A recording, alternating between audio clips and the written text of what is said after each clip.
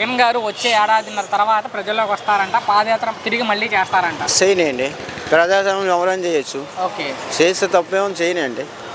చేసిన వాళ్ళు లక్ష్యం ఉంది. అంటే ఇక్కడ నుంచి ప్రజల్లోనే ఉంటాను ఉండమనండి, అది మంచిదేగా. 2029లో ముఖ్యమంత్రిగా వస్తాను తిరిగి అంటున్నాడు ఆయన. వచ్చే రావచ్చు, కాకపోతే ప్రజల్లో ఉండడం అనేది ముఖ్యం. ఎందుకంటే ప్రజలు కావాలి కదా ముందు. ఓకే. మన ఏదో పార్టీ సీఎం ఇది అయిపోయాము, బయట ఉండాలి, మన కాళ్ళతో పని ఏంటంటే రేపు ప్రజలేగా ఓటేయాలి. నువ్వు గెలితే గెలవచ్చు, దాని ఏముంది. నువ్వు కష్టపడ్డావు, ఇంతవరకు గెలిచావు, ఈసారి కష్టపడితే అవకాశం రావచ్చు, చెప్పలేము కదా. అది ప్రజల తీర్పది. ప్రజల తీర్పది ఏంటి మరి ఎన్టీ రామారావు గారి విగ్రహం నీరుకొండలో ఏర్పాటు చేయాలని ప్రభుత్వం నిర్ణయం తీసుకుంది, దాని మీద మీ అభిప్రాయం ఏంటి? ఎక్కడ?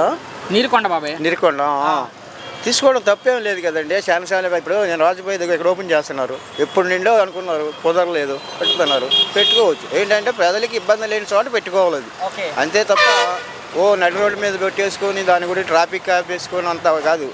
పెట్టుకోవచ్చు సైడ్ ఎవరిదైనా. ఇప్పుడు రాజకీయ నాయకులు ఎవరైనా పెట్టుకుంటున్నారు. రంగయ్య గారు పెట్టుకోలేదా, నెహ్రూ గారిది పెట్టుకోలేదా, ఎన్టీ రామారావు పెట్టి తప్పేం లేదు కదా, తప్పేం లేదు. అది అంటే కొంతమంది వ్యతిరేకిస్తున్నారు ఎన్టీ రామారావు గారి విగ్రహాన్ని. ఎందుకని అంటే ప్రభుత్వం చెప్పే లెక్కల ప్రకారం 1750 కోట్లు ఖర్చు అవుతుంది. అది ప్రభుత్వ డబ్బా లేక ప్రైవేట్గా తీసుకొస్తే క్లారిటీ రాలేదు. డబ్బు ప్రభుత్వమే పడితే ప్రజలు కొన్ని ఏంటంటే సందాలు కూడా ఇచ్చేవాళ్ళు ఉంటారు. ప్రభుత్వం కూడా పడతాయి. మరి ఇప్పుడు అంబేద్కర్ బొమ్మ కట్టారండి, దానికి 200 కోట్లు అయింది. ప్రభుత్వం డబ్బు లేకపోతే డొనేషన్లు ఇచ్చారా? గెలవేళ కట్టారు కాబట్టి దానికి ఆశాలు అర్థమైంది. చాలా జనాలు బతికే వాళ్ళు ఇది అయిపోయింది, సరే అయిపోయింది అది. అలాగే ఇప్పుడు ఎన్టీ రామారావు బొమ్మ కట్టుకోవడం తప్పేం లేదు. అయినా ఒకప్పుడు రాష్ట్రం అది మా సీఎంఏ కదా, 222 సీట్లతో గెలిచాడు ఒకప్పుడు ఫస్ట్లో. మరి ఆమె ఒకడే కదా. ఆయన ముఖ్యమంత్రి అయినప్పుడు సుమారు ఎంత వయసు ఉంటుంది? ఎవరికి? 83లో. నాకా? 83లో. నాకు 25 ఉంటాయి. ఎలాంటి మంచి పనులు చేశారు ముఖ్యమంత్రి ఆయన? ఎన్టీ రామారావు చేసే పని ఎవరు చేయలేదండి. ఎందుకంటే మీకు ప్రైవేట్ బస్సులు తీసాడు, ఎవరి వాళ్ళు అవదు. ముందు తీసాడు. భాస్కరపేట కొట్టేటట్టు ఎవరి వాళ్ళు అవ్వలేదు. నైట్ పెట్టి కొట్టించి అది ఇప్పుడు #1 బస్ స్టాండ్ అయింది.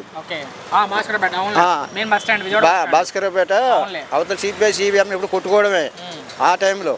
అలాంటిది ఖాళీ చేయించి మొత్తం సిపిఐలు సిపిఎం వాళ్ళే ఖాళీ చేయించి అంత స్థలం 20 ఉంది. నా ఆసియాలో #1 ఇప్పుడు మనకి. అంతే కదా. మన తర్వాత మరి 10 కాళ్ళు కూడా అప్పుడు ఆయన తెచ్చినాయిగా పింఛని అని. అది కాదు అప్పుడు తక్కువ, తర్వాత ఇప్పుడు ఎక్కువ. ఒక్క మాటలో ఈ ప్రభుత్వం మీద బాగానే చేస్తున్నారండి. ఇంతవరకు ఏం చేయాలి చెప్పండి.